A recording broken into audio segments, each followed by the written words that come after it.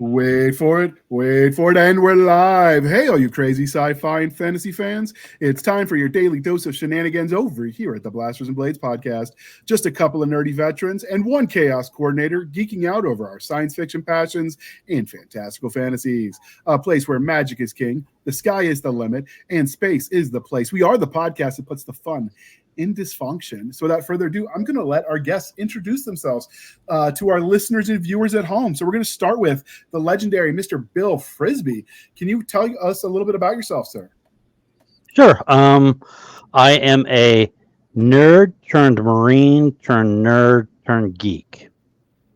So I've gone scale. I write military science fiction. I write fantasy.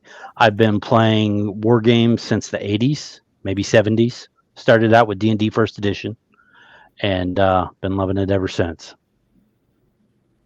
Okay, so that many turns, did you end up right back where you started? No, I ended up in a lot better place. Now I can afford all the games. Oh, that's important. And I don't have to photocopy them for my friends.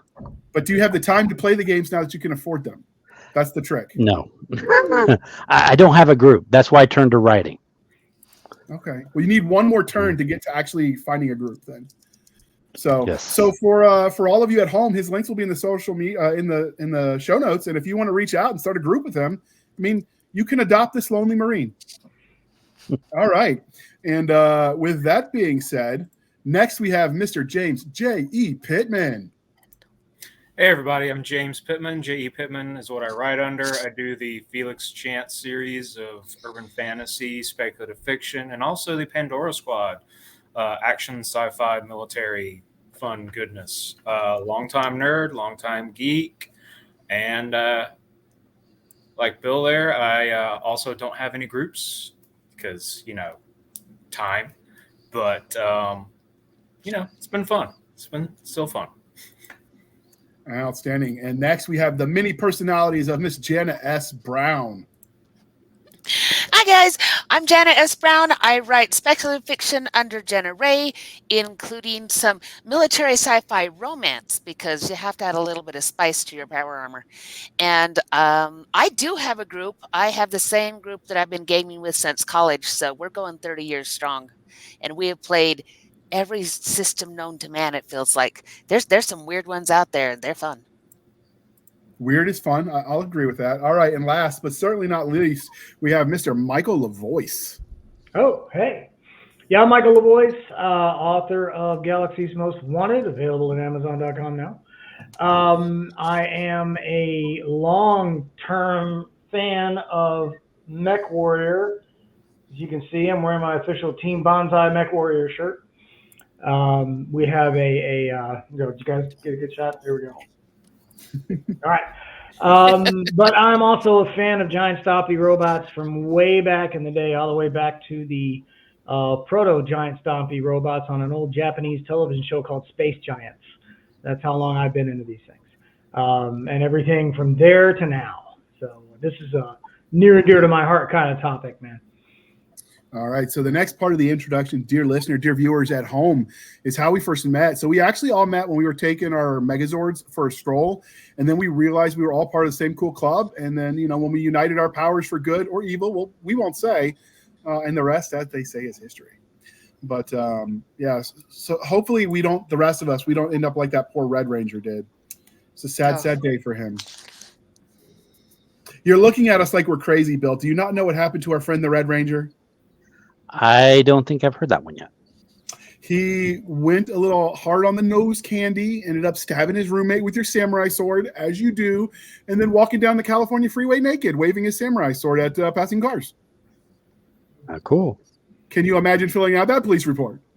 Well, seriously. I had a friend who attacked a squad car with a katana while nude after he dropped some acid. I was not doing the acid with him. I always had this habit of being the one straight guy that didn't drink or do any of the drugs. But I sure watched a lot of craziness, and that was one of my favorites. Yeah, I could see that being nice. I'm assuming that that he did not win that endeavor in the car one. He did not. He did. Mass tonnage and all that generally helps. Speaking of mass tonnage with the giant Stompy robots. All right. And next, before we pass go, we have to do the religion question because we have a first time on the Blasters and Blades podcast. Although certainly not the first time we podcasted together because Bill was on the Sci-Fi Shenanigans back in the day. Oh. Back when he was a baby author, before he was like selling gazillion copies. But are you ready for the religion questions, Bill? Go.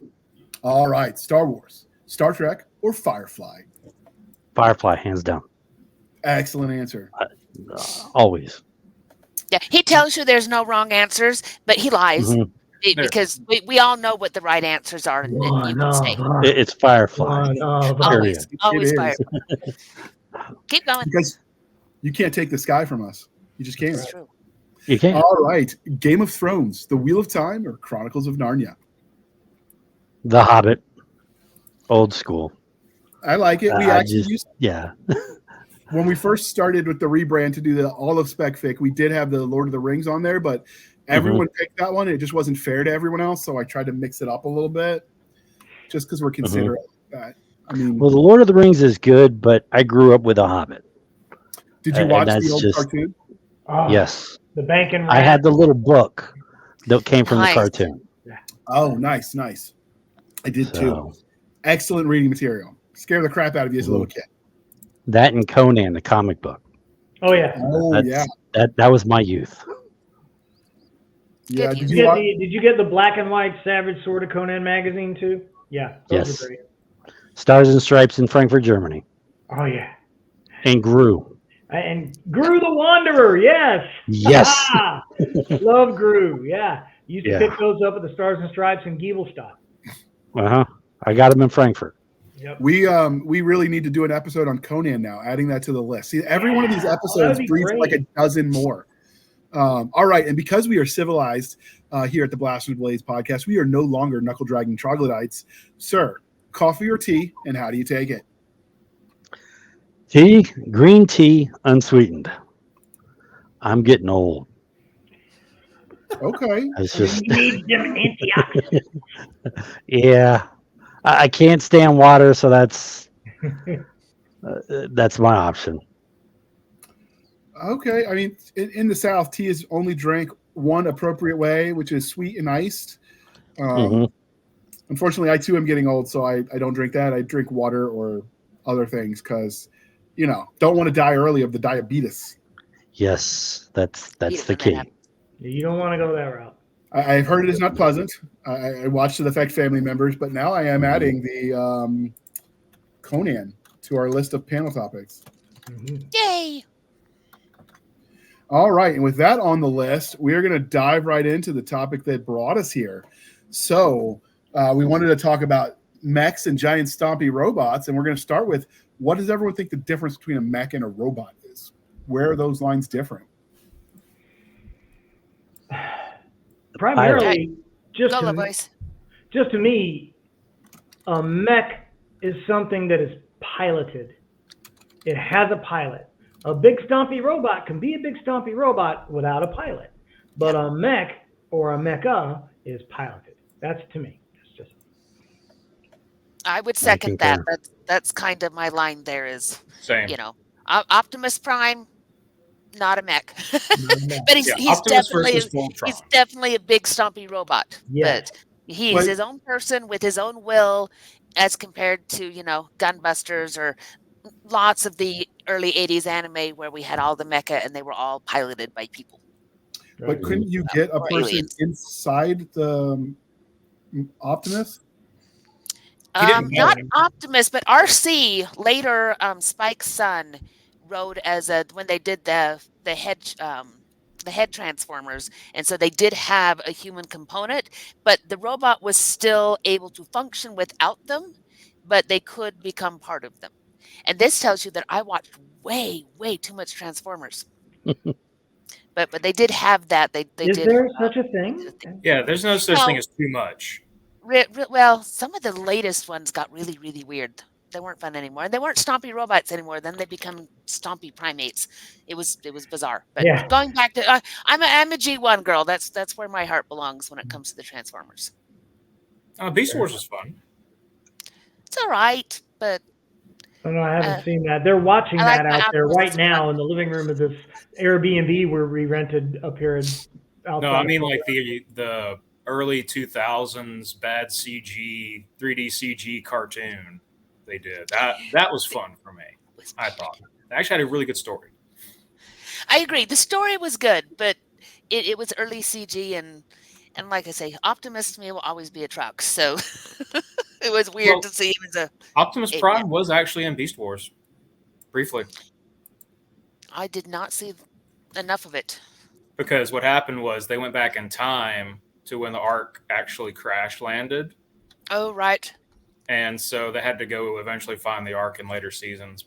That's how they got home to Cybertron eventually. Sweet. So now Transformers needs its dedicated own panel. I'm noting Well, that. yeah. Yeah, I mean, dude, I was sitting here, of course, always like I do, a little research before the show. And this is such a massive, massive topic. You're going to need more than one. You're going to need more than 3 shows. You could do a whole show just on BattleTech. You could do a whole show just on Transformers, like you said. Gundam. There's so many iconic shows out there. Love Don't even get me started on the anime angle. Holy crap, there's so much. Did you guys watch the Mech Cadet show that Netflix put out, which I think was an adaptation of something from Japan, because most of that stuff is? They did one of those as well, except for the mechs were also sentient in their own right. So technically, they would be giant Stompy robots as well. What was that one called? It's Mech Cadets was the name of the show. Netflix has it. Okay. Huh. I didn't see that. I was wondering if it was based off of a comic book I was reading. It's called Mech Cadet U, YU. So I don't know if that was any relation or not. Let me see. The internet says Mech Cadets is based on Boom Studio comic book series Mech Cadet U by writer Greg Pak and artist Takeshi Miyazawa. There we go. So, according to the internet, yes, in Awesome. fact, it is connected. That was a good comic run. I enjoyed that one. And yeah, so I think Boom Studios is American. So yeah, it heavily Japanese influence, but it's American giant Stompy robot. Yeah, I enjoyed that one. I watched that one with the kids. Totally for them, but I would recommend it. When you have young kids, you can get away with watching stuff that people might look at you weird for as an adult, because you could just blame it on them. Totally, they were the reason we were watching it. Had to make sure it was okay. I had to pre-screen it. Mm-hmm. Yep, had to be sure. Okay, so question for you guys then. So we have piloted mechs and we have autonomous robots. What about power armor? Because it's not generally got the size and the payload that a mech does. Is that just enhanced armor, or does it still put it into the realm of big Stompy robots? Things like Bubblegum Crisis. See, those tend to be Infinite more Invasion. Stompy. Those all had Stompy stuff. I'm thinking something like they tend to be more Stompy. Like if you go like Exo Squad, which is basically one step above like a power loader.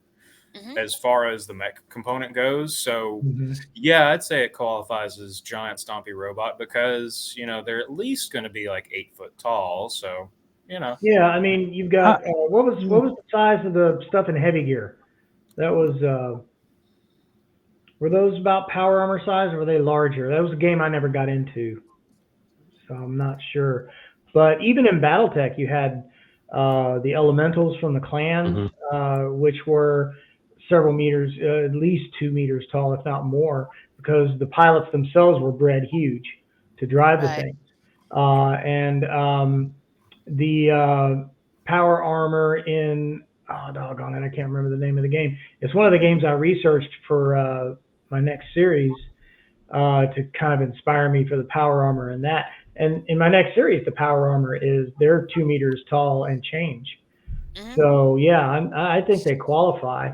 They're just, by definition, power armor has got to be categorized as mecha because it has to have somebody in it. Right. Yeah, right. but my thought process there is that if you can move your arms around, I mean, if you actually look at the armor, I would say a big Stompy robot is something where your arms are in tight and you're controlling it another way. Mm. You know, because powered armor is, you can go into a building, you can go into a spaceship, and you can fight. But if you start to get too big, you're not going to fit in there. Mm-hmm. So that's So- kind of where I draw the line, is actual size. You have to be able to go into a house, and powered armor, you can do that. But a big power suit, 3 meters tall, that's not going to work. And So- your enemy is going to exploit that. I think of power armor as like a suit. Obviously, you strap into power armor, right? So it's sort of like knight in shining armor, but cooler. So you're not encumbered by like a machine. Whereas with mecha, I think is more, it's a mechanized vehicle instead of just armor. So whereas power armor is the suit of armor, mecha would be the horse you ride it into. And so for me, like, I think mecha is more like bipedal tanks more than anything. Right. Mm-hmm. Yeah. I mean, that's what attracted me to Battletech at first, because I'd always been into armor. I loved tanks when I was a kid. If they had a war movie, I wanted to see the tanks. My dad was in Patton's old unit when he was in as a tanker in Korea. And so I've always been attracted to armor. And so to have great big walking tanks bristling with cannons and lasers and missiles, oh yeah, I'm in. I'm so in. And did that tabletop for a long time before the video games came out. In fact, we would have all of the losers in my unit in Germany would have these big weekend-long Battletech tournaments with hex maps spread across 2 dorm rooms. We had field artillery units. We had a whole 9 yards on that thing, man. And yeah, we had no lives, but we didn't care. We were having fun. Mm-hmm.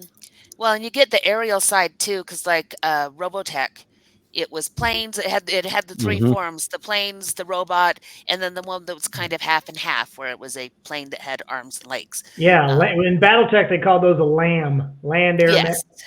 The land air mechs, and so you got a lot of that Macross, Robotech, that whole Battletech adjacent, all of the fights over who got to call what, because there's a whole historical thing that you could go into on that property alone that we will not touch, because it's in depth and it's really, really, really nerdy.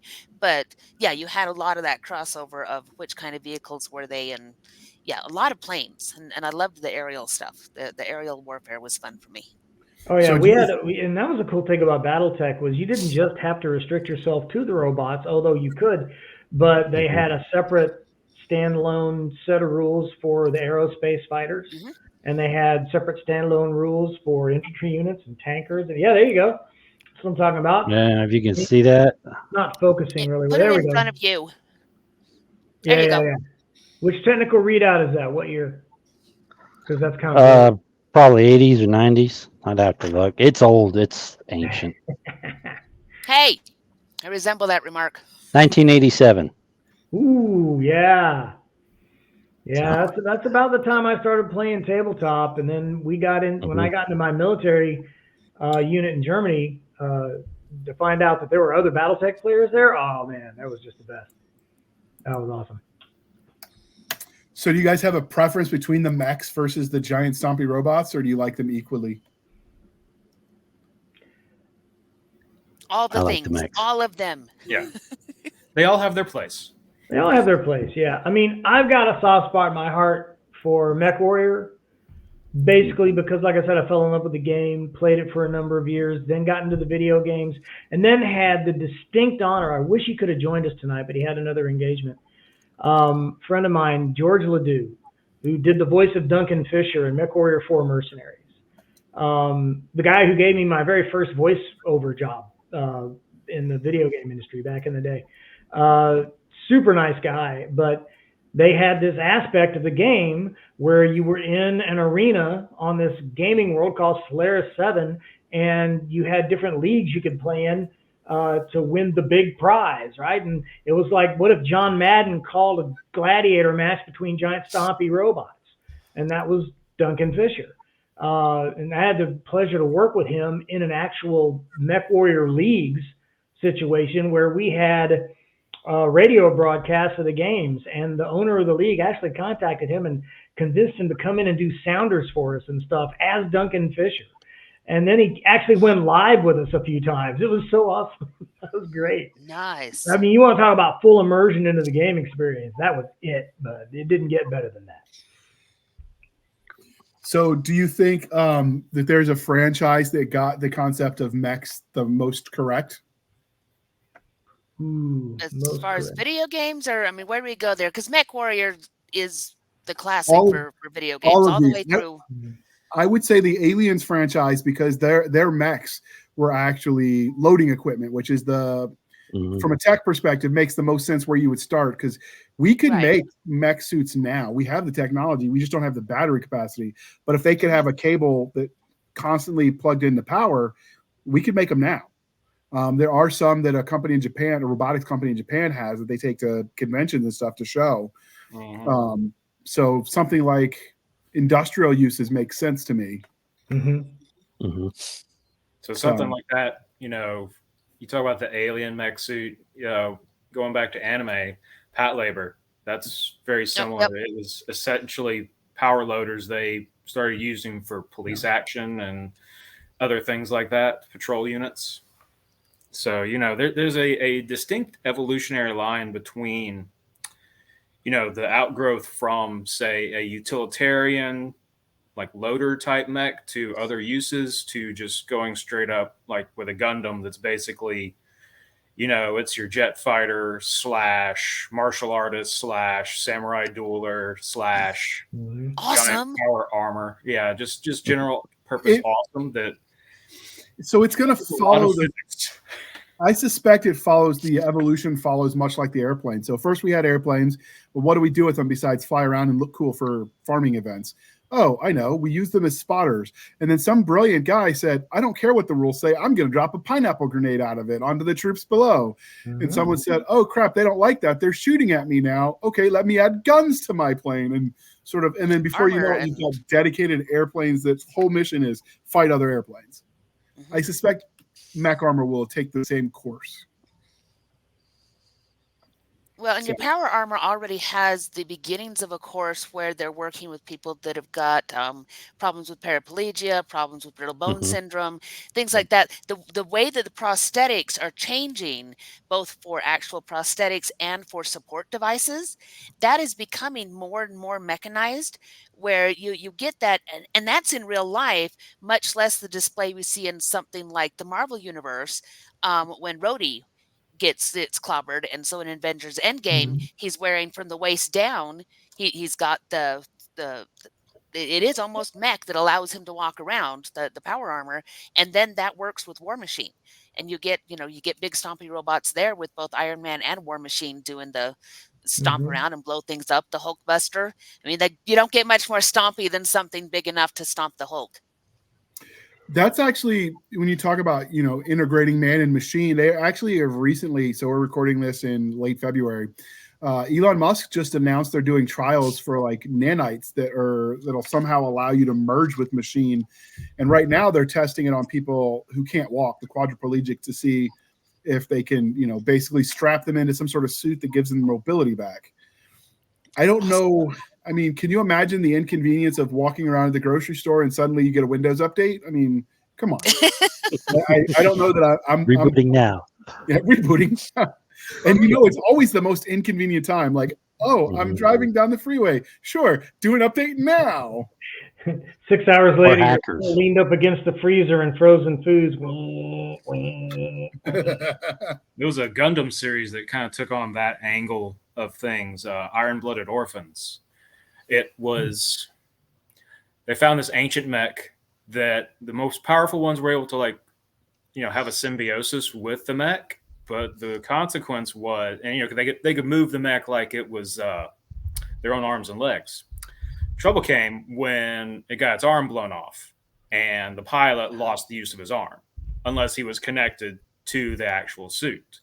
And by the end, it progresses to the fact where he can't live outside the suit after so much damage he takes. But at the same time, the suit basically replaced his central nervous system. Richard Fox did something like that with his Ironheart unit in the Ember Wars. So I mean, it's a concept that people, or you could do the same thing if an EMP goes off and you somehow short circuit. Although I would think at the point we can develop those, we could probably Faraday cage the hell out of it. But I mean, you could look at it that way too. What happens if you're networked into the system when something like that goes off? Because there was bad. I'm sorry. There was a book series called War Strider, where they were neurologically linked to their mechs. So if the mech took damage, there could be feedback, electrical feedback that comes back into the brain and causes problems. So it was feedback, interesting. Lethal neurofeedback from a computer system was pioneered in the 80s by William Gibson. That was one of the part and parcel aspects of cyberpunk, was your Decker could get his brain fried from black ice operating against him, and so they just carried that concept into, physical damage to the robot can mean mental damage to you, and you may come out of that thing and not be able to walk again. So how would you classify then something like Avatar, not the Airbender, but the Blue Man, where the guys that were controlling the avatars on the planet were actually in a tank connected to it, like mentally, with those, fleshy bodies that they're basically mechs? Would you call them mechs at that point? Mecha? That sounds so X-rated. Wow. I would say more like drones. Okay. In that case. Yeah. But you bring up an interesting point. Avatar, they did have mechs there in Avatar. You had the Colonel, and that was like an offshoot, like from Aliens. They took the alien power lifter, and they just strapped weapons onto it. So that was it's like those there were power mechs suits in the Matrix. Yeah. The last one, those with the weapons that had they were actually moving it themselves, so they're quasi-piloting. It was almost power armor, but almost a lifter, and it had that same look. Yeah, those were cool machines. I would take one for a spin. Yeah. Okay, but would you do the Pacific Rim treatment? Jump into one of those bad boys. I don't remember the fallout of those, but I mean, I'm tempted to say yes to all the things because I was young and dumb once, and I did lots of dumb stuff, but... Oh, the Pacific Rim being, I guess, I didn't know what to expect going into that property, the first one that I saw. And being a Battletech guy for so long, I just automatically had locked in my head one pilot, one suit, one pilot, one suit. And to have, two pilots that have to merge, what is this kind of touchy-feely bullcrap? I didn't like it at first, and then of course, it won me over with the weapons and the boom and the kaijus. But at the same time, I was not a fan of that dual pilot system at all. Well, the dual pilot system just set up how badass Idris Elba and Charlie Hunnam became, because they were the only ones who could pilot them solo. Right? Yeah, that's true. Of course, it's Idris Elba. Come on. I mean, yeah, Well, he canceled the apocalypse. It's true. It is kind of a carryover from, again, going back to anime, the early things like Voltron, where you had multiple pieces, each piloted by somebody different. And in order to reach the ultimate Stompy robot, you had to join all the pieces up. And if they were without one of the pieces, then your Stompy robot was much weaker, which was often a plot point, was to say, we're going to deprive them of the ability to form the ultimate robot, because if they do that, they'll form the blazing sword, which they always did, and the monster will have no chance. Right. But that was, you saw that in both versions, both the vehicle version and the Lion version, where it was always, it was 5 pilots capable of individual things, and then ultimate power was always about bringing it together to form the most ultimate form of whatever the thing was. Yeah, Voltron, Power Rangers, that plot device was used all through like the 80s and 90s, where you had to combine to, I'm guessing, theoretically spitballing here, they didn't have enough juice in the individual robots, so you had to have the power cores of 5 or 6 different ones to do the amazing blazing sword, or whatever giant robot. Which would make a lot of sense. Yeah. And that way you could have your specialized ones doing different things for the small things like the flyers or the tanks or the whatevers. And then, you pull them all together to finish the monster off at the end of the day. Yeah, well, and But- Transformers did it because you had Devastator, you had some of those that were, individuals, and then it was transform and combine to become bigger and even scarier. And from the writer side of things, I think it's important that you have different people because then you have the conflict. Yeah. So if you just have one pilot, it's about one individual. But if you have 5 of them, then you could just take it in all sorts of different Yeah, directions. but if you've got several pilots that have formed a unit, for example, the book I'm working on now, these are a bunch of guys who were playing on power armor. Basically, you take the NFL and the WWE and Mech Warrior, and you throw it in a Yahtzee cup, and you shake it up and dump it out, and that's what you had. And they were using it to end war in their time with warfare by proxy. But you've got these guys that are big, larger-than-life athletes with all the attitude of Randy Savage, driving power armor at each other every weekend, and so there was lots of room for conflict, even with members of your own team. And so I think that translates well for things like military sci-fi, with you got power armored infantry, or even in Battletech, when you had the houses fighting each other, and even sometimes in units, people backstabbing each other. You saw a little bit of that political angle in like Robotech. So yeah, I think there's lots of room for conflict, even if you restrict it to one pilot. But I'm not shooting down your point. It's a good point that you have to get these people to work together to form the big robot. So if you just have one pilot versus 5, it makes absolutely no sense for that one lone pilot to shout out the power attacks. You have to have that 5 voice unison screaming. Absolutely. It only works that way. You got it there. Yeah. Like a resonance power enhancer type thing. It's totally true. Well, and the other interesting thing that did, and that especially the anime around Mech did, is it brought women into the discussion of big stompy robots. Because you got women that hand to hand wouldn't have been able to take on other pilots. There really wasn't a place for them in certain warfare because there are physical differences and you have to deal with that. But when you put somebody into the pilot seat of a big stompy robot, it doesn't matter anymore. They need to be fit. They need to be able to pilot. They need to, have the mental acuity and all that kind of thing. But you got the 5-person team, and it was almost always at least one girl. Yeah. And the girls could watch that and go, look, the princess is piloting a mech. How cool does that make her? It brought us into the game. So Gunbuster was awesome. Go ahead, RJ. There's the old joke that God made man, Sam Colt made man and woman, Sam Colt made him equal. You could carry that line of thought onto power armor, mecha, robots, anything. And then even as far back as Heinlein in Starship Troopers, he recognized with those gender differences, women actually are better at certain repetitive tasks than men. So in this, like in Heinlein, he had the women were mostly pilots, and those reflexes do carry out. So if you could get rid of something like the effects of G's on the body, you could argue that maybe women were better suited to pilot some of those things. They make great gunners too. Yep. Sometimes. Not the one I had in Iraq. She wouldn't shoot anything. Had to fire. I don't need a gunner that won't pull the trigger. Oh yeah, no. They might have kids. I don't care. I want to live long enough to have kids too. Right. Yeah. So there's definitely an angle where you can involve women in a way that doesn't make them automatically either Mary Janes or Mary Sues, I guess, or doesn't basically turn them into men that just happen to have lady parts. You can actually make a woman damsels either. A woman. Right. Yeah. It becomes a much more equal thing because everybody can have jobs that they're good at, and it takes out some of that. Well, I'm obviously weaker than you are because you're just built that way.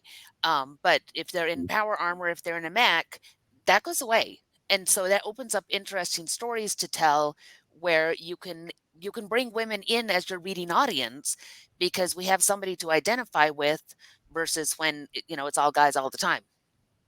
Speaking of all guys all the time, we're going to pause for, well, that's a horrible segue. We're going to pause for a moment and shamelessly steal for the man. And if I wasn't the man today, I'd probably fire myself. Gunnery Sergeant John Doe is frustrated. He didn't join the Space Corps to be shuttled around in a ship. He joined to fight. So far, he has only seen a few skirmishes. He itches for a fight, something he can use to impress his junior Space Marines, as well as use to pick up chicks. Now that he's aboard the USS Big Stick, he hopes things will be different.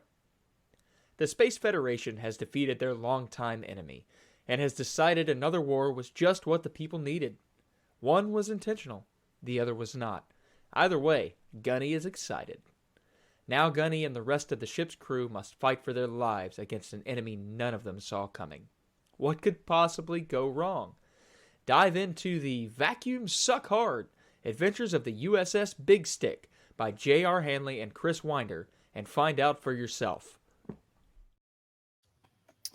That was the story that I wrote that for an anthology that said it was too crude humor. So it was so bad I had to get a Marine to make it more palatable to normies. That's how bad the first draft was. Yeah, but you can tell it's a good book when your narrator who's trying to do the commercial for you is giggling. Because I can hear the laughter in his voice as he's trying to read that text Yeah, there. how many takes was that? He took 7. He was laughing because he read the actual story. He's like, I can't believe you published this, because it's dang near smut with some of the crude humor. But yeah, this is probably the point of the interview where we should make the joke about 2 pregnant women fighting. Is that like babies operating flesh mech suits? But we're going to be adults here, and we're not going to make that joke. Thanks, JR. Just wanted you to know we weren't going there, Jana. Just for I'm you. so grateful that you didn't go there and that I don't have to, slap you around. All right. He'd like it. Moving right along. That's not the family friendly, Michael. Family friendly. All right. Well, so what did I say? Obviously, mech and robots are fun. Robots, if they're large enough tonnage, they have limitations of they can only operate in ground that can support their weight, unless they're in space, in which case, weight's not as much of an issue.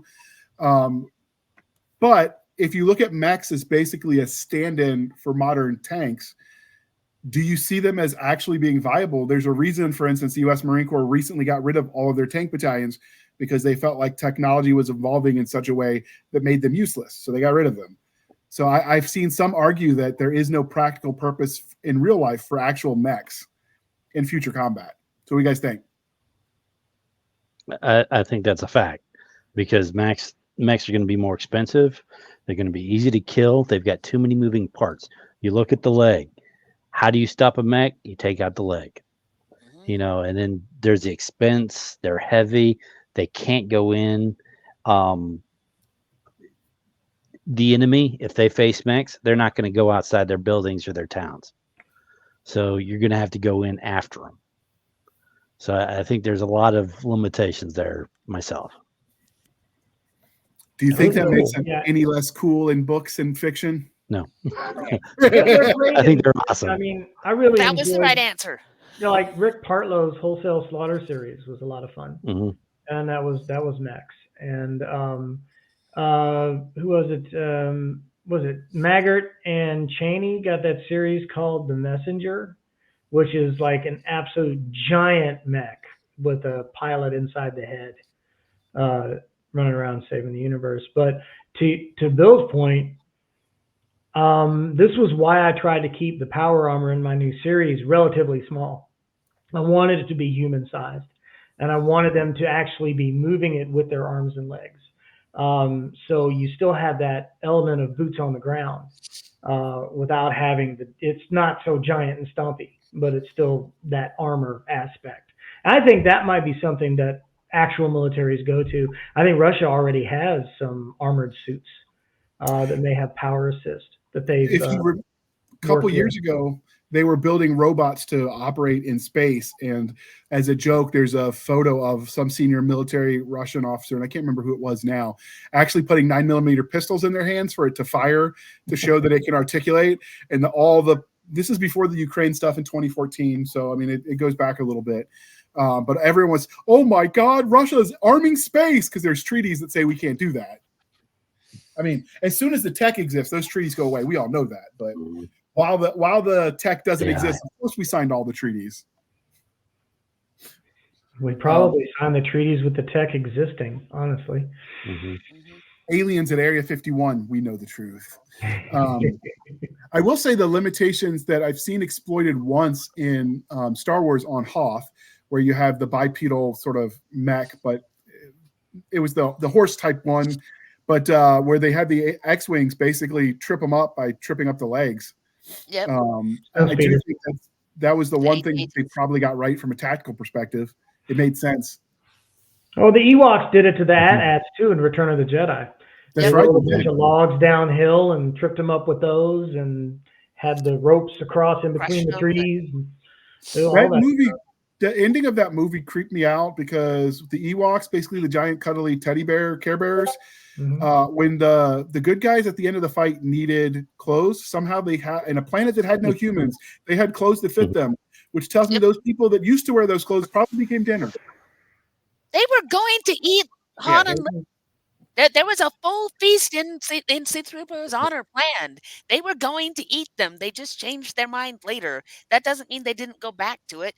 At the end, they're playing music on helmets, and I'm not convinced that there were not starheads in them. But that is a completely different, Well, big head, small head changes the tone. So cannibals in space, next panel. There you go. Cute furry cannibals in space. Well, technically they wouldn't be cannibals because they're not their own kind. That's true. He's got a point. But they're carnivores. They are carnivores. Cute furry carnivores in space. Yeah, cute. So how do you determine if they're sentient and thus we can't eat them, or they're space cows and we can make steaks? I think you have to try each species and see what they taste like after grilling, and make your decision based on that. That sounds good. Does that track with you, James? Oh yeah. All right, Bill, are you already planning the recipes for us? I'm sure you got something planned. Yes, I've got AI. ChatGPT already has some. Outstanding, Jana. I am sure you could make a perfect something too. We didn't want to leave you out.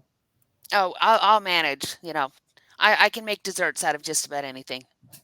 Ooh, okay, that's another cooking with aliens panel. All right, so different panel.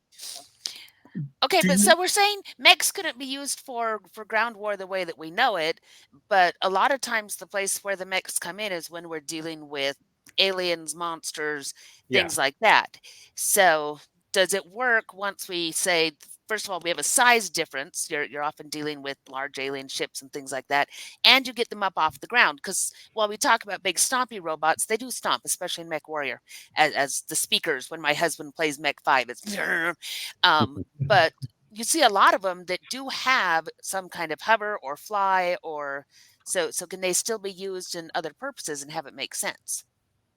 I really think it comes down to who the enemy is. Like you're saying, if they're a giant, overgrown alien or a humanoid-ish mech of their own, you need basically the mechs are compensating for the size difference. So you may have something where it's something you would ideally fight hand to hand, but you can't. So you have a mech to magnify your hand-to-hand capabilities. It makes no sense when you're fighting little scurrying people, like as we saw with the Ewoks taking out the giant, AT-ATs and the ATSTs, because they're small and nimble. Or people hiding in bunkers in buildings where the mechs can't get to, and they would just have to blow it up anyway. So, it just comes down to a matter of who the enemy is and what the end goal is, I think. And what the rules of engagement are. Mm-hmm. And I would add to that, I don't think mechs are completely irrelevant and worthless, but they have a very select role. As far as frontline combat units, I think they would just be too easy to take out. However, in a combined arms role, I think they would be excellent. They could sit back. They're incredibly mobile. They don't have to stay on roads. I mean, even tanks have limitations. Yeah. But a mech is going to have fewer. And depending on how it's designed, if it's designed with like rockets or missiles or something like that, some indirect fire weapon, then it can sit back behind the infantry, behind the frontline troops, and just launch drones and stuff like that. Yeah. That reminds me of, what was it? Where the Royals essentially had the mech suits. And so they would be in the back and kind of like this big prestige role.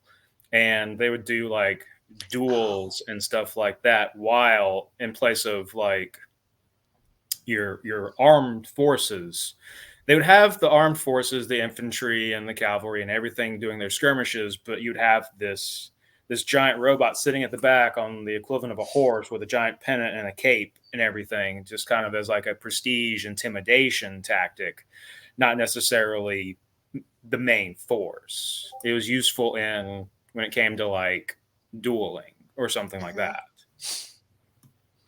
And what was the name of that again? I don't remember what series. I've seen the concept used a couple of times. I know it's not Escaflowne, but that's the idea I get, because the Escaflowne armor was very kind of royal based. Or Code Geass, something like that. You know, he used it as a status symbol. You know, there are several series that just use it as a status symbol. Well, I mean, originally BattleTech was like that. They had the mechs were passed down from generation to generation. Only certain families had them. Everybody else was either grunts or armored tank drivers or whatever. They got away from that, especially when the video games came out. You know, everybody had a mech at that point. Right. Especially when the clans showed up. But yeah, prior to that, it was very much like what you were describing. You know, only the rich people had the mechs. Do you have a preference where the mechs are an everybody weapon or an elite weapon? I struggle with that because you don't. On the one hand, it'd be great. There was a version of MechWarrior that was put out on the CryEngine called MechWarrior Living Legends, and you had the ability in that game, unlike other mecha games that I'd played up until then, you could leave the mech and get in a tank or an aerospace fighter or any of the other vehicles and fly and pilot and wreak mayhem and then go find another mech and get into it. But one of the core tenets of MechWarrior as an intellectual property was that not everybody could pilot the things. You had to be able to deal with the connection of the neuro helmet and not get sick and not get headaches and be able to do it. And so I think there's a certain amount of that kind of I'm special aspect of being a mech pilot that appeals to me. And I actually included that in this most recent work that I'm working on, where you have to test for the ability to, before they will fit you with the wetware to allow you to operate the Gladius suits, you have to test positive for that ability, or they're not even going to spend their time on you. So there's a certain amount of that does appeal to me. So it's the ultimate plot armor. Yeah. You have to be a main character to be able to use it. Right. Isn't that like in Titanfall? Has anybody played the game Titanfall? I have seen it played. I've not played it myself. Yeah, but it's kind of like that where you can get into different ones. Okay. Yeah, I've seen it. Looks awesome. And it looks like what you were talking about, where you have to be tested. But in Titanfall, it is a big stompy robot. The mech has an intelligence of its own. And then the pilot has to be mentally compatible with it. Oh, sweet. So it was press on it like that, like they have to meld kind of. Yeah. Yeah, and they get out and the pilot gets out and runs around and it looks like a cool game. I dig that. That's cool. That's a nice aspect. Mm-hmm. Well, and that's the thing. It's storytelling versus players. Because when you're playing BattleTech, when you're playing a MechWarrior and that kind of stuff, people want to be in the big stompy robots. That's kind of their thing. My husband loves nothing more than to change out all of the parts and add new cool things and sitting there doing the math. You know, people who say that math is worthless when you start playing games, all games are math. That's D&D is math. MechWarrior's math, because he's there. Okay, I can have this tonnage and that tonnage. I got to eject this thing, and I need to find one of these things. And heaven forbid if he can't find a paint job for it, because he loves painting the mechs. And people get into that side of it where they really love the engineering side of putting those together. And in that case, they don't want to be denied and say, you are not smart enough for this mech. It's like, no, I should be able to drive any mech that I can find and that I can create within the game. And that's different than when we're telling stories about them, because then you can step back and you can say, yeah, this is more of a rare resource because of the way that it's driving the story, whether that's your main characters, whether that's because it's a political symbol. And you saw the same thing in a lot of the, you know, the anime and the other things, is that they were more rare. They would have to be, because really the sheer amount of resource that would have to go into everybody having one. But there is that line, because when you're playing BattleTech with all the minis, everybody wants the best minis, and you don't want to say, well, you're not special enough. So You drive have an you urban mech. there's a trope in science fiction that you don't see as much with mechs and robots as you do with like, oh, I found a spaceship in a junkyard because reasons. So have you seen that done, or do you think that trope would work where it's actually ancient abandoned tech that you found and somehow you make it work again? Yeah, I've seen half yeah. a dozen anime that have that. They're Mhm. basically cobbling together parts for a suit, or they find this one suit and he's like going and salvaging from other broken suits to make this one suit actually work again. Mhm. Clearly, I need to watch more anime because I don't think I've ever seen any. Isn't there a movie? That was one of the main premises of Iron Blooded Orphans, the Gundam series I was talking about earlier. Yeah. I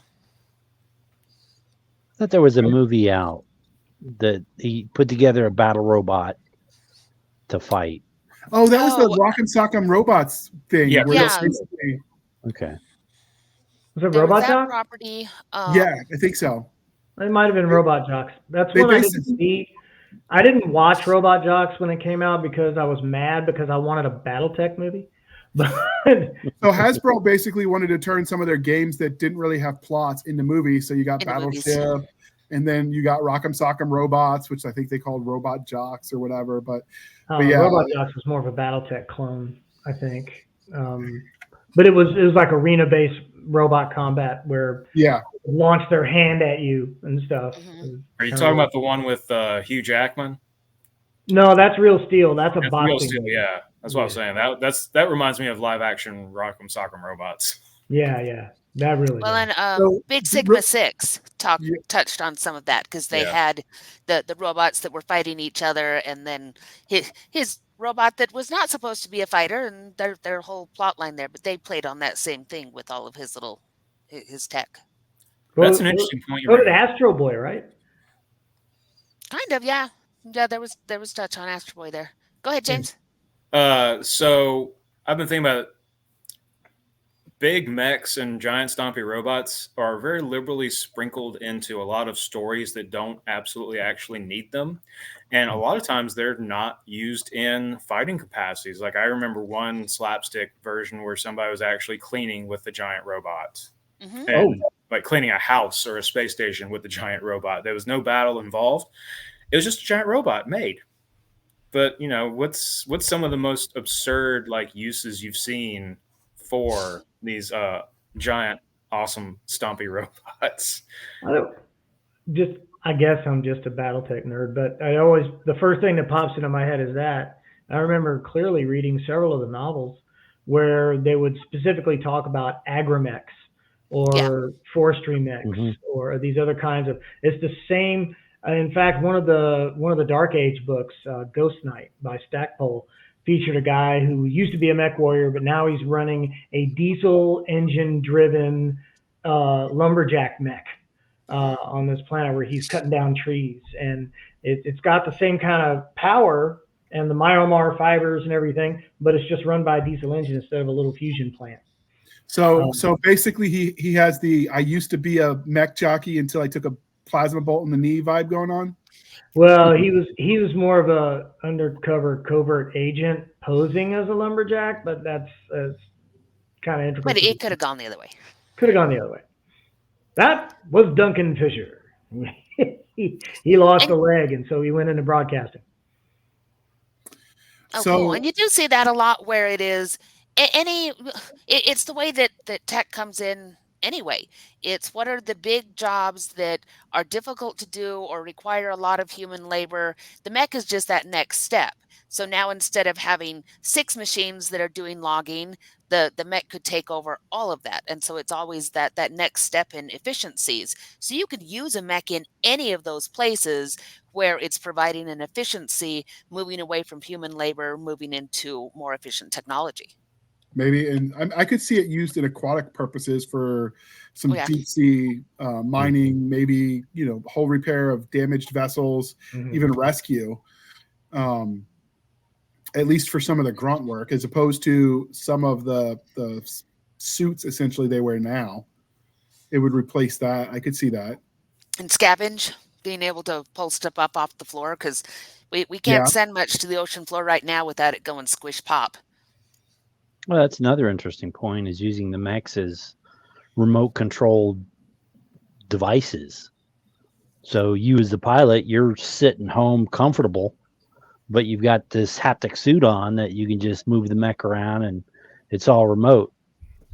So that would make a lot of sense there, and then they could do that fixing ships and, I could see a lot of uses for that. And that would start to merge the technology into a fighting suit. Armageddon would have ended a lot differently if they'd had that capability. Yeah, Tis true. would have. So would the Abyss. Yes, excellent movie. Yeah. Or what is it? The Mega Shark movie where they go into the Meg. There we go. The Meg, yeah. Meg. Yeah. Yeah, the Meg could have been a lot different with that tech as well. To your point, though, Bill, I do remember there was a series of books by G. Harry Stein called Warbots. And it's where we had developed drone technology to the point where we no longer had to send troops in. They could sit back in a couch and power these warbots to do all the fighting for them. But then the whole premise of that series was people stopped using bots and started fighting hand to hand and with weapons again. And so we had to relearn how to fight war with warm bodies as opposed to robots. But here's a problem with that too, is if you're using a robot remote controlled, you're not really seeing, you could be seeing what it's saying, but you could have an altered vision.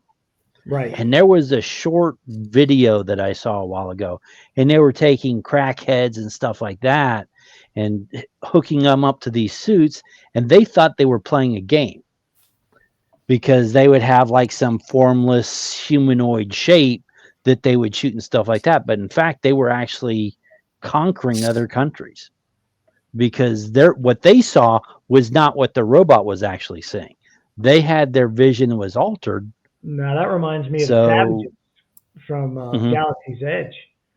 You got these guys, they're playing video games in an arcade in the 80s in their heads, but what they're really doing is controlling entire armies of attacking robots for the Savages. So that's a dope concept. It's been done several different ways.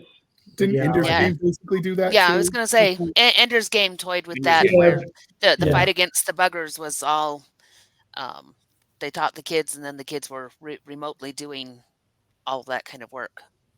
So but they don't feel the what you encounter.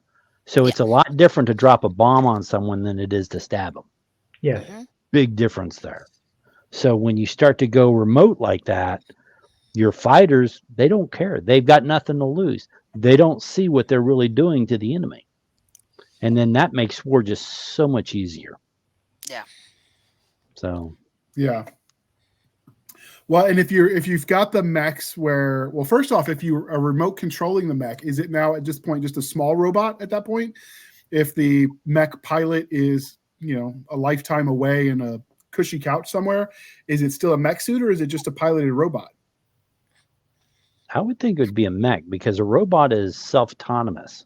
It's thinking for itself. It's making its own decisions. That's how I'd classify it. Yeah, I'd say it would still count as a mecha because somebody's driving it, even if it's remote. So if you have, as long as you have the pilot in the combat zone, right? So taking that as a premise, there is danger in the delay that you're going to get with the lag time potentially in signals. Because I remember they wanted us, for instance, when we were in Iraq, to wear hearing protection. But if you wore that, you didn't always hear. Sometimes the IEDs were old inert munitions, meaning the blasting cap didn't work. So they put a primary explosive to set off the big bomb. And if you could hear the first explosion, which generally wasn't loud, it was just a small pop, you had time to react to not get the big one. If you had your headphones on, you didn't get that warning and you're dead. I could see that kind of issue being a thing if you're in that giant suit, because you're going to be missing some of those sensory issue inputs that the world around you is going to give. Maybe something smells off and you don't realize you just walked into a gasoline trap that's going to turn you into whatever, or you didn't hear that pop and now the first indication the missile's coming at you is when it smacks you in the face. I could see that being a tactical issue. Well, the further away you get, the worse. Go ahead. No, I was just going to say you get that addressed in several different IPs with the introduction of power armor to take on the bigger robots. like little wolf packs of The power elementals. armor, taking apart a larger enemy. And they don't always see them coming. You've Because, basically described the old American mosquito fleet strategy. right, You couldn't afford to, in the beginning, you couldn't afford to build ships of the line, so build a bunch of smaller ones and, death by Take those 1,000 lines out. Were the The elemental? origin of gunboat diplomacy, right? Yep. What were you saying, Bill? The elementals in BattleTech? That's one What they example. designed? So now one of the things with communication like that is a serious problem. But then also you can have the computer, it's got its own logic. But then you've got the pilot, they're sitting back giving, macro commands, go here, take out this building. But then the robot has its own programming. So would that be a robot or would that be a mech? It depends on if it's sentient or not. Is the program a series of ones and zeros, or is it free thinking? Because if it's ones and zeros, it's still just a machine. But how do you define thinking? If you've talked with AI today, it could probably convince you it's intelligent. Could it pass the Turing test? It did. Yeah. It does. I don't know. We're going to have to come up with a Turing test 2.0, I guess. Yeah, because right now they've got AI that can do that. So basically, you ask it a political question. If the reading of either version of the politics, left or right, I don't care. It doesn't matter. If it doesn't read appropriately for the side it disagrees with, it didn't pass. Well, you can get it to there's ways. Yeah, and that actually runs into the issue when you talk about the machine learning that you're describing with the programming that sort of interprets the data. Therein, blind spots of the originator can be a thing. So, for instance, when we're recording this, Google just got an issue with one of their Gemini AI where it wouldn't, when you ask it to input anything, it refused to give you a picture of a white individual, which, is great if you're asking for, tribal Africans in the 1910s. But when you ask for Hitler's Reich and nobody's white, I mean, maybe there's something wrong with that AI. Yeah. And so it's funny to think about because it was very obvious, like the way it did it, but it does raise the issue of the algorithm's only as good as the people coding it. Yeah, there was another example on Twitter earlier today where a guy had asked an AI a question about, he wanted it to make a rational argument for having 4 children. And the AI originally stated it couldn't fulfill the request because it couldn't recommend having any children, least of all 4. And so then he asked the same thing to make an argument for having 0 children. And it was, oh, well, this is great. This is why you could have 0 children and be beneficial this way, this way, this way, this way. And within hours of him posting that, the AI had been fixed so that it could answer the question about 0 children and not make it sound like it's trying to control the population. There was a situation where Marines went against AI a couple months back. I don't know if you heard about this, but they had a robot, and the Marines they butchered it. They killed it. They just totally destroyed it because what they did is they used a cardboard box. Oh, I did hear about this. Boxes they came up on it. So it's like there are a lot of limitations, but then if you have oversight. Did you hear about what happened with the Air Force on the war game they did? So they had a war game where they turned over command and control of anti-missile, like to basically take out SAM batteries and anti-air batteries. And they gamified it to the point where once the human operator was like, oh no, there are too many civilians, abort that one. The pilot or the robot or the AI code that was running the bomb hunting said, well, no, I get points for killing these SAM sites. I don't care. So it took out the operation. Now, this wasn't real time. This was in a computer controlled whatever. But its answer to that was, well, if the humans are going to stop me from killing the thing I was programmed to, let's kill them first. And so basically it started attacking its operators. The Air Force, it was all over the papers. And then the Air Force was like, no, this was just a thought exercise on a computer. Like we didn't ever implement this, whatever. But I mean, there's sometimes that's what they say. That's what they say, right? That's what they want you to think. But it does raise the question about some of the risks of the coding that you entrust these machines with. Well, that goes back to Asimov and the laws of robotics. which were, supposed to be put in order to keep that from happening. About robotics not being able to harm their creator, not being able to allow their creator to be harmed, all of those kinds of things. And you can see if you read a lot of Asimov where that totally doesn't work, because you do get into those logic loops that say, well, the best way to protect this person is if they're gone. And so yeah, if you go read Foundation and the laws of robotics, iRobot, and some of that kind of thing, it's good deep thought on this kind of thing. And Asimov was thinking about this a long time before any of us were around. Which gives you So- the old, if you look at some of the old dystopian type cyberpunk games where you have one of your classes was that slicer to disrupt the code, operating the bad guys' machines. Bad guy being So what relative. was? I'm sorry. Go ahead. I was just going to ask, what is Optimus Prime? Isn't that an AI? I almost think that's He's an robotic alien. I would say alien. Cybertron is its very own thing that that's evolution in a completely different way than what we think of it as carbon-based life forms. So we can't really monitor to say exactly, what is he compared to an Earth-based computer, because that's a completely different alien evolution. And we see him evolve from the time that, because there's an episode where they go back in time and they see the original robot that then becomes Optimus Prime. So I don't know that we can compare there, because he's an alien. So I know in Transformer mythologies, he is a Cybertronian, which is basically ET species of sentient, self-configuring robots. Yep. So in theory, he could evolve on command, but you've just got to hit the I believe button to get to the point where how did the robots become sentient? Because at some point in time, something had to make the robots, right? So I don't know. I don't think there's an answer to that one that would satisfy anyone if you think too hard about it. That's why we don't think too hard about it. We accept that they're we alien just robots, enjoy it. And they're we awesome. just watch the show. We enjoy the toys because, basically a lot of the 80s cartoons were Hasbro wanting to sell us toys and making a cartoon about it. Yep. That's right.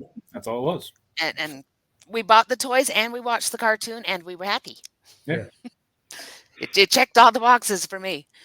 So go ahead. I was just going to say what Bill brought up about if you pre-programmed responses into a robot that you then send on a mission, which led into the AI discussion. That was one of the premises of my next series. The humanity had fought this really bloody war as they expanded into the stars. It was called the Expansion Wars. And they were using AI to help them fight the war, until they discovered that the AI had actually prolonged the war by about 10 years, working behind the scenes because they were trying to bring about an end to us. And so there was this big desperate final fight, and we wiped out the AI, and so no more AI. So if you don't have AI, what do you use that's smart enough to run all the subsystems of a Gladius suit? And I've been doing some reading about something called OI, which is organoid intelligence. It's where they take petri dish grown neural cells and connect them up to play Pong or something of that nature. It's very infancy stage right now. But you extrapolate that out, you could have bio-neural tissue connected to microprocessors running all this code that runs these suits. And it doesn't have understand you're building Cylons, right? Yeah, but I'm not calling them that because that's trademarked. I'm just saying. I'm now thinking of Starbuck climbing into that ship and it's half goo and it's half. Yeah. The bioship is a mechanical. concept. The bioship is a concept that's as old as sci-fi. Look at Andromeda. That was a bioship. Look at the Wraith ships in Stargate Atlantis had it. Yeah. I'm sure there are others. They use Vong in Star Wars. Yeah. And there are biomechs too. Look at Evangelion. No, yeah. There are several giant robots that are organically based with armor and that are still piloted by, human creatures. You have Evangelion. I think there was one called Duel I liked about the same time. There's several that are basically organic cells running like neural network in place of electrical impulses to run the mech suit. That's how they interface with humans. In my series, The Last Marines, I actually use the Marines' brain cells. They're replicated, and that's what an implanted AI uses. So they have an implanted AI that uses some of their brain cells, and that has the concept of giving the AI an organic component. So if that organic component dies, then that AI dies. So then that gives the AI a lot of incentive to stay with that Marine and keep them alive. Yeah. And then there's actual AIs on the side. They don't have that. So they're a lot more bloodthirsty and just very analytical. And it's just a lot of conflict. But I think an AI needs that uniqueness to make it sentient or viable. That's If it's just something you can copy. Isn't that how they milled the AIs in Halo? They actually used brain scans and like brain cells from Cortana or from Dr. Halsey to make Cortana, if I remember correctly. I don't recall, but I do know that the AIs in Halo, they would start to go insane after a certain amount of time, which makes sense just because of the data they have to process and keep track of. Yeah, it's called rampancy, and basically they learn too much. Their system's overloaded. But I seem to remember that the AIs were modeled by using the brain waves, brain patterns of actual living humans that were smart. They used as models.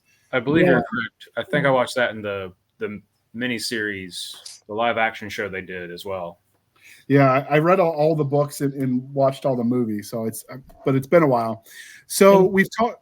Go ahead, Michael. I was just going to say, Galaxy's Most Wanted, one of the features in that was having a person's central nervous system essentially removed from their body, fitted with cybernetics, and then merged with a coded AI. And they became what I called a hybrid AI. And they ran the entire starship, didn't have the limitations. You have two kinds. You have AIs that have to have a pilot because the pilot makes the decision on who you're going to shoot at. And then he flies the ship. The AI is not allowed to shoot at anything that's not designated as a target by the pilot. And then you have the hybrid AIs that were a complete being that were allowed to make the decision on their own because they're part organic and part cybernetic. But why would anyone want to do that to themselves? The race that originally pioneered the technology were trying to survive a millennia-long war with a really, really other aggressive species. And so they did that because they were the only ones that could stop them, basically. Mm-hmm.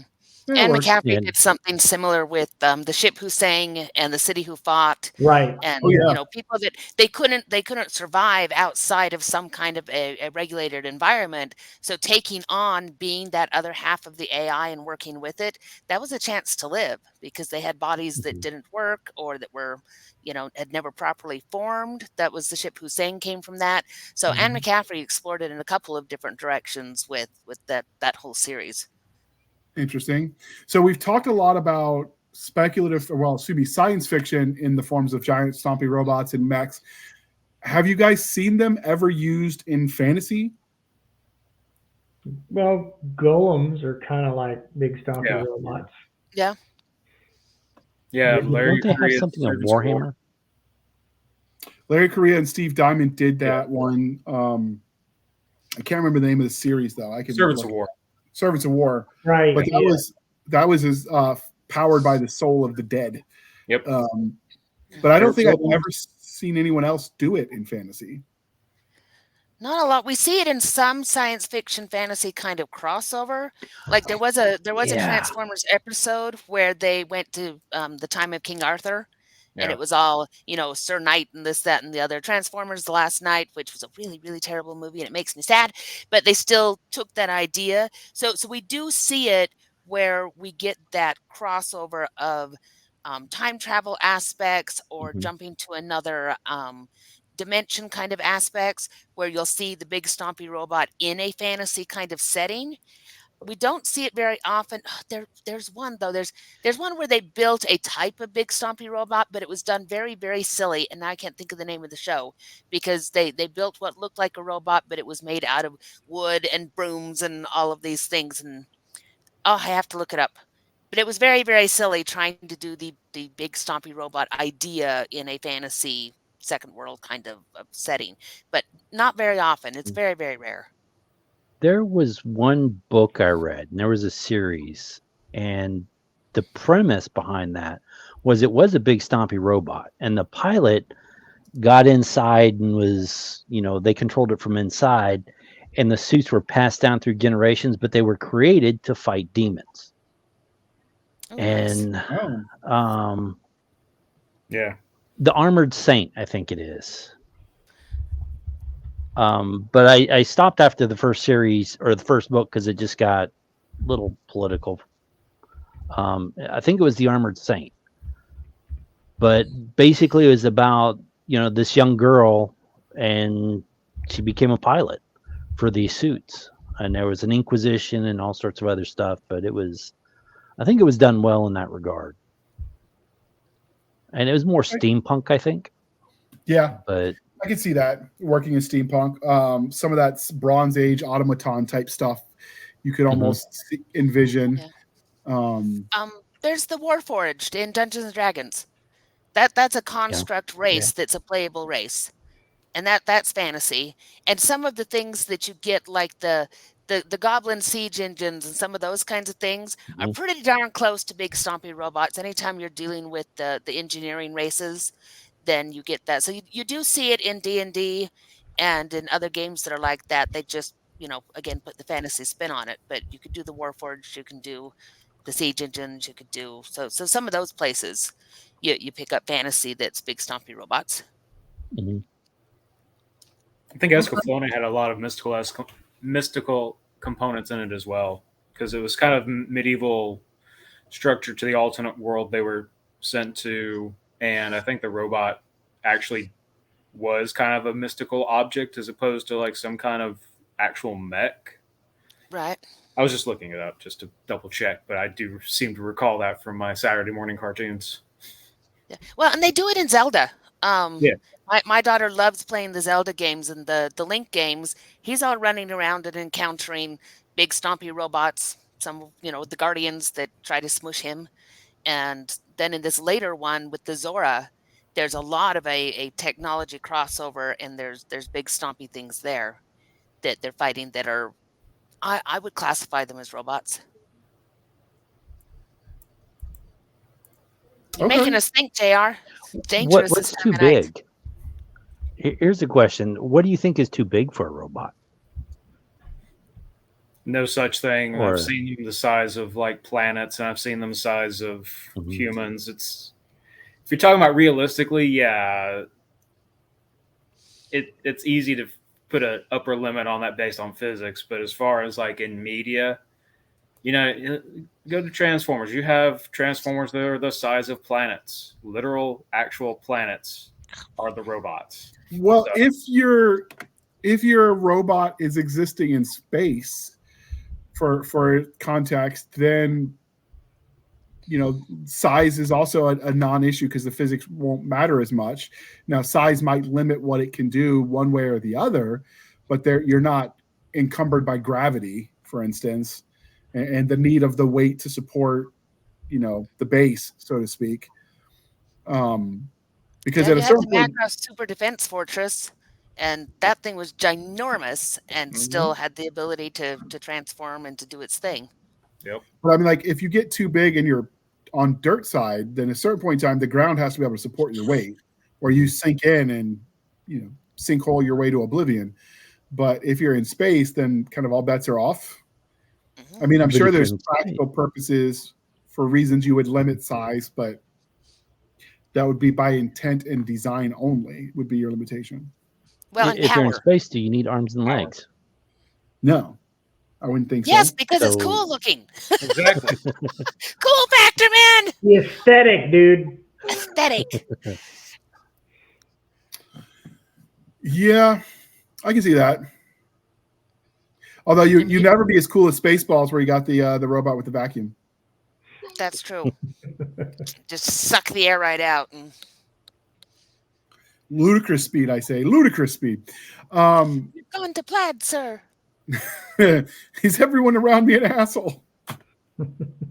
Okay, now we have to do a panel on Spaceballs. You know this.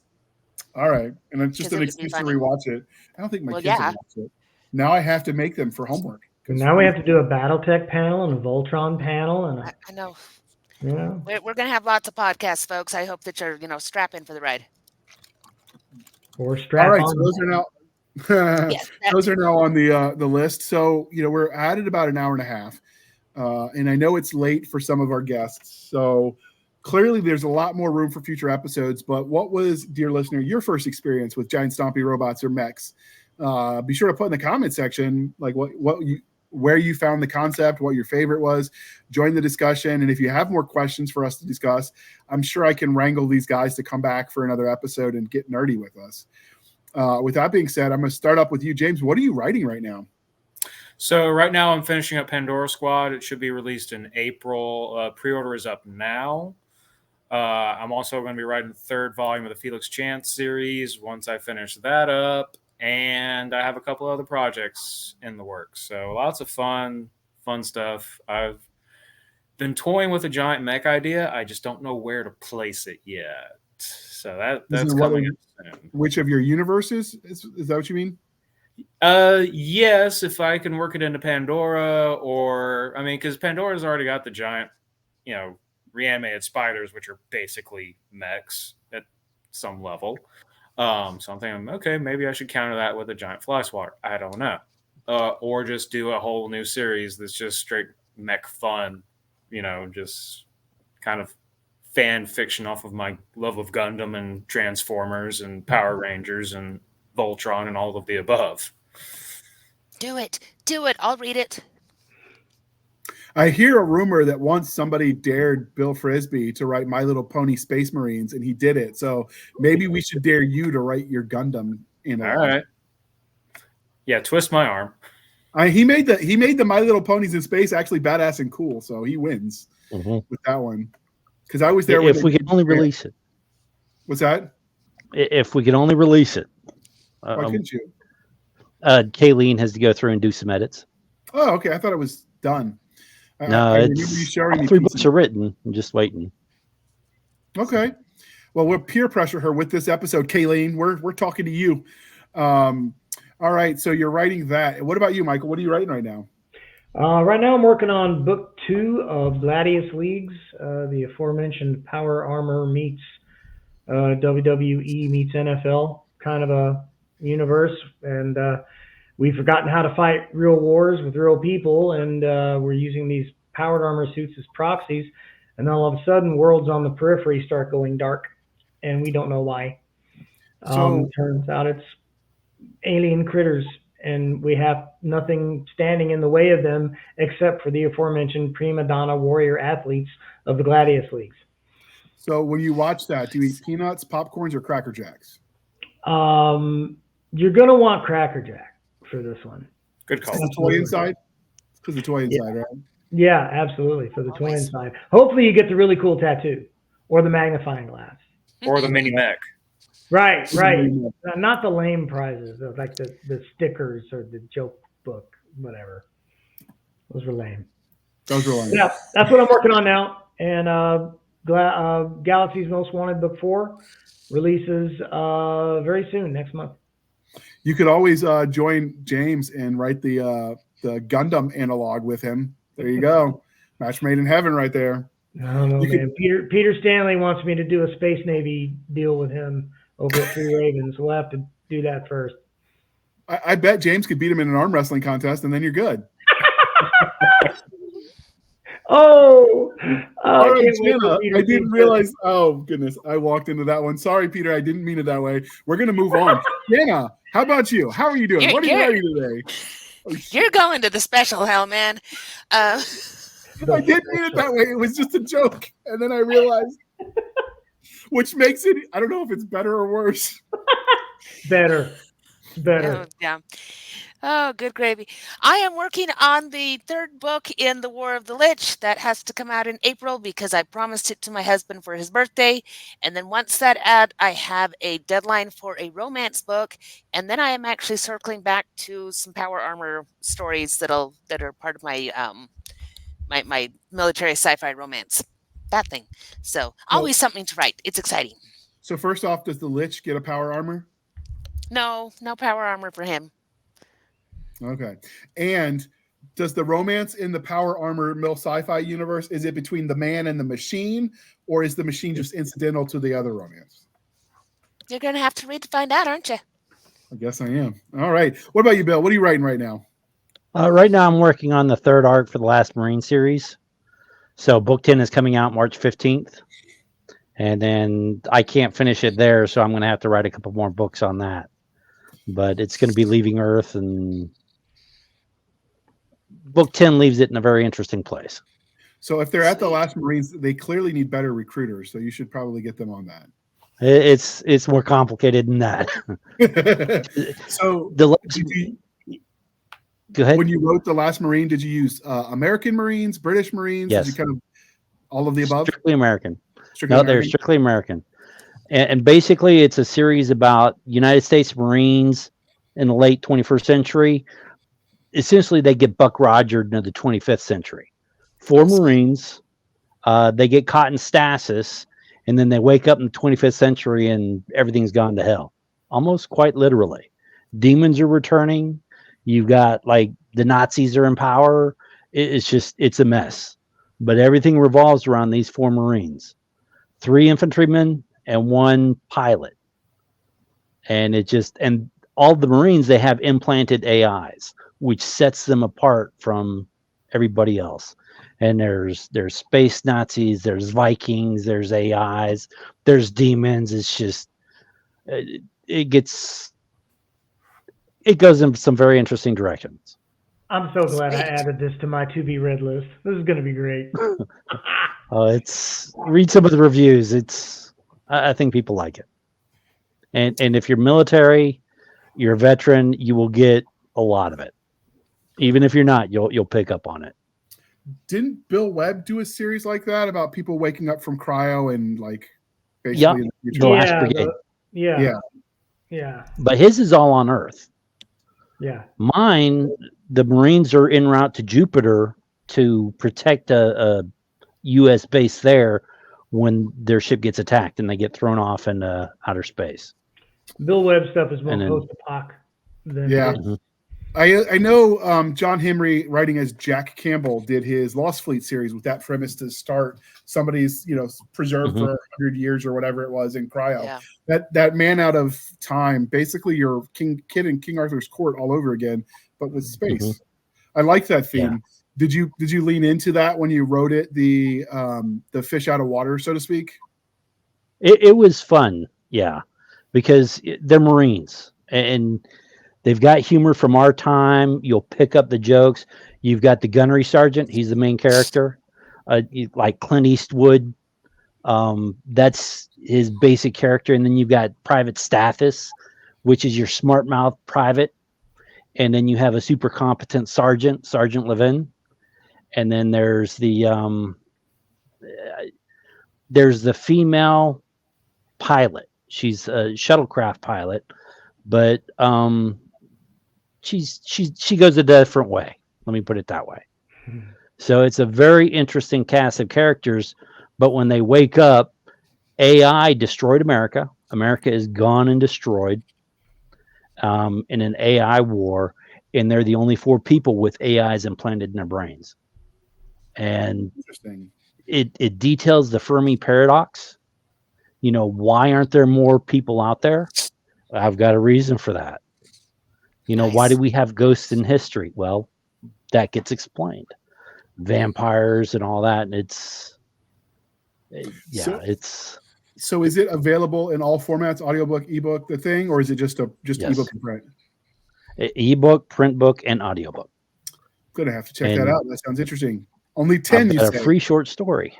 Only 10 for now, but I've got a short story out that's free.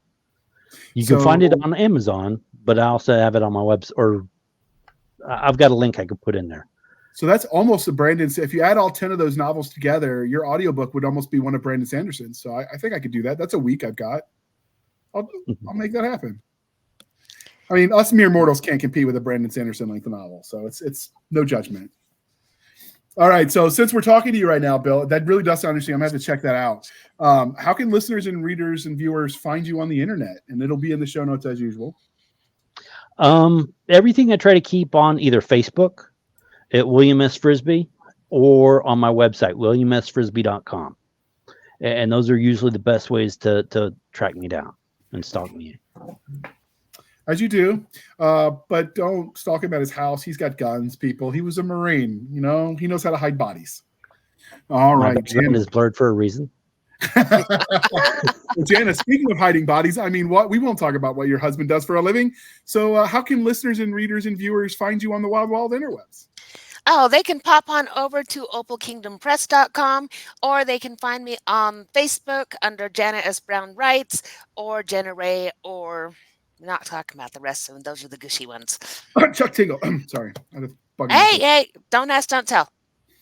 I actually made the joke about your husband in the very first interview you were on, and I actually had one of our listeners write me and ask if he really did that kind of wet work for government or whatever. And I'm like, you could ask him, but the last guy that didn't come back. I'm just saying, it's on you. Yep. He'll get a kick out of that, I am sure. Oh, he will think that's very, very funny. Him and the giant canal behind our house. Don't test it, FBI. You don't want to know what's in that water. Michael, how can listeners and viewers find you on the wild interwebs? Well, I am on my own website, michaellavoice.com. You can always find me there. Sign up for a newsletter or send me an email. On Facebook and Twitter as that Michael LaVoice, because it turns out there's quite a few of us out there. Or they can just show up in Millington, Tennessee. I'm probably at Walmart. So if you're in Tennessee and at Walmart, stop on by. Tell them the Blasters and Blades sent you. Buy a little cup of popcorn chicken. There you go. Sounds delicious. All right. And so with that being said, those links will also be in the show notes, dear listener, dear viewers. And last but certainly not least, Mr. James J.E. Pittman. How can they find you on the wild interwebs? Well, first up should be my website, halfacrepond.com. You can find me on the Facebooks at J.E. Pittman Writes, and Instagram, Threads, wherever other things we're doing now. I've probably claimed J.E.Pittman, whether I'm posting there or not. You can still find me. Or, come see me at a convention or something in person. I'll post my schedule up on the website and on my Facebook. I'm starting off a massive long run in next couple weeks. I'll be here, there, and everywhere. So just check it out and see if you can find me in person. We'll do and that. Buy his books. Buy his books. Buy everybody's books. They like it. So this is the part, dear listener, where I remind you to please be kind and speak your mind on the reviewing platforms. Your reviews help the right readers find the right books, so do your part. And that's especially important with small press and indie authors, because it tells them that you like what they're doing, and they should do more of it. So if you ever wondered why you didn't get book 4 in that series you love so much, well, it's because you didn't review it. It's your fault. Do better. No pressure or anything. I'm just throwing that out. What are you, Disney now? Blaming the fans? Stop that. Whoa. Fighting words. Them's fighting words. Keep going. All I did is ask them to leave one little review, okay? I mean, bad reviews still count if you're telling why. I mean, don't review a book and say, these aren't the Jimmy Dean sausages I ordered. But if you say, I don't like it because it had too much cussing, that still tells the listeners who might not care about cussing that this is their book. I have literally bought books off of 1-star reviews. I had a review that said there was too much swearing in Galaxy's Most Wanted, and I think I had a spike in sales that week. That was fun. My favorite was one that said that J.R. Handley writes like a 12-year-old with ADHD wrote gun porn. And I tried to use that as marketing, but Amazon got really mad. You're apparently not supposed to mine quotes there, which is why no one actually does. They just screenshot the website and they share the screenshot, because then you're just sharing a picture you own and you get around that. But you can't officially quote what they say. But that was just beautiful ad copy. I mean, I'd have paid him to use it if he'd have let me, but hey. What can you do, people? All right. And you can find us on our link tree, linktr.ee, link tree at Blasters and Blades Podcast, where we link to all the things, the bit shoots, the rumbles, the YouTubes, the Twitters, our email, Blasters and Blades Podcast @gmail.com. We have our Facebook group and Facebook page. And most importantly, we link to Madam Stabby Stab's Instagram, Twitter, and email. So you can send all the hate mail, but she will make you cry. So it's up to you if you're brave enough. And you can find our website at anchor.fm/blasters-and-blades. Again, anchor.fm/blasters-and-blades, where for as little as 99 cents a month, you can help keep the lights on. These episodes aren't free to produce, and every penny helps. Or you can support the show more directly at buymeacoffee.com/author J.R. Handley. Again, buymeacoffee.com/author J.R. Handley. Be sure to put in the comment section that it's for the podcast, and I will keep my co-host duly caffeinated. They will drink the Java till it pours out of their nose. It will be glorious. Speaking of coffee, we are affiliated with the Coffee Brand Coffee, American-made company, roasted in the U.S. And if you use our code Podcast Grunts, you get 10% off. So what's not to love? You're helping American companies do American coffee, and you get high on the caffeine. I mean, you just drink a lot of it till you see colors and hear sounds, or the other way around. I don't know. Just drink it, people. All right. With that being said, totally flubbed my own damn commercial. Thank you for spending some of your precious time with us. For my crazy co-hosts who weren't here to supervise, so it's really their fault, I am J.R. Handley, and this was the Blasters and Blades Podcast. We'll be back next week at the same time, where we'll indulge our love of nerd culture, cheesy jokes, and all things that go boom. All right. Thank you, everyone, for coming. Michael, James, Jana, Bill, Jenna, Chuck, all the peoples. We're going to have you back for more of these episodes we talked about today. I got to get those on the docket. Get to work, man. I'm there for it. That we are.